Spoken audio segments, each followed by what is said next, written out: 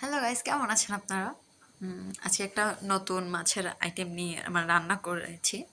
সেটা হচ্ছে চিটাঙের ভাষায় এটাকে কাটা মাছ বলে। আবার ওই অনেকটা হচ্ছে ট্যাংরা মাছের বড় যে সাইজটা হয় ওই মাছটা আর কি।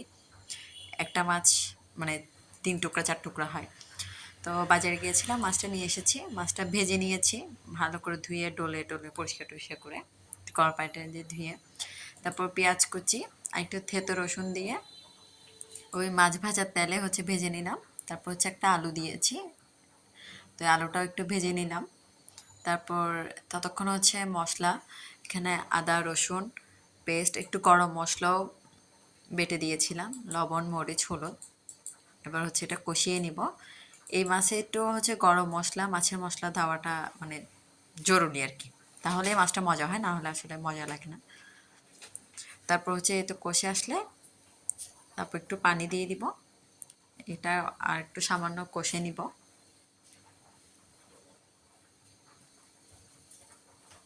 তারপর একটু ঢাকনা দিয়েছিলাম ২ মিনিটের মতো। এখন দেখুন ঢাকনা তোলার পর অনেকটা হয়ে এসেছে।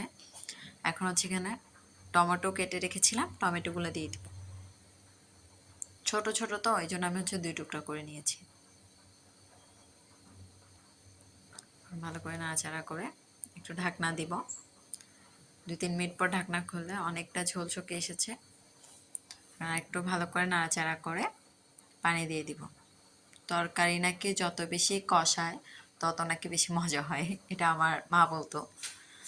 তাই অনেকক্ষণ কষিয়ে এখন হচ্ছে পানি দিয়ে ঢাকনা দিয়ে দিলাম। এই তো ফুটে এসেছে। এখন আলু একটু চেক করব। আলুও সিদ্ধ হয়ে গেছে 80%, আর 20% মাছ দিলে হয়ে যাবে।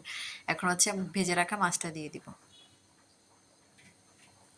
ভালো করে একটু নাড়াচাড়া করে দিব মাছের সাথে।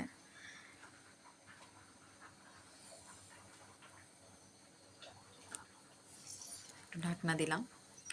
৫ মিনিট পর ঢাকনা তুলে হচ্ছে উপর থেকে কাঁচা ধনে পাতা কুচি ছিটিয়ে দিলাম। তাহলে স্মেলটাও ভালো আসে, টেস্টটাও খুব ভালো হয়। অবশ্যই একবার ট্রাই করবেন, কেমন লাগবে আমাকে অবশ্যই জানাবেন। আর আপনাদের এই ভিডিওটা কেমন লেগেছে অবশ্যই জানাবেন। আজকে এ পর্যন্ত, টাটা।